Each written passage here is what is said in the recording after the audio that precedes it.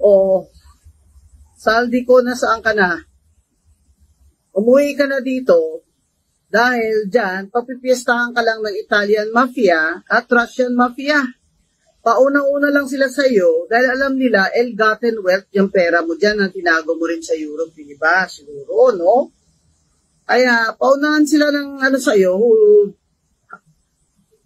kidnap sa iyo, for ransom. Naku, baka matsugi ka pa dyan.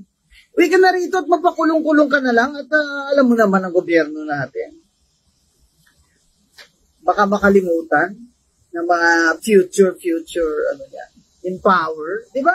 So, sumugal ka na lang dito, magpakulong ka. Pero ayaw namin, magpakulong ka dyan sa ospital dahil hindi ka naman presidente. Kayo ni Martin Luther King, hindi kayo pwedeng sa ospital kayo magpakulong-kulong. Dahil hindi kayo presidente. Dapat doon kayo sa bilibid. Pag na-convict na kayo. O kaya habang wala kayong piyansa pa. Dahil yan, plunder yung ginawa nyo dapat bilibid kayo.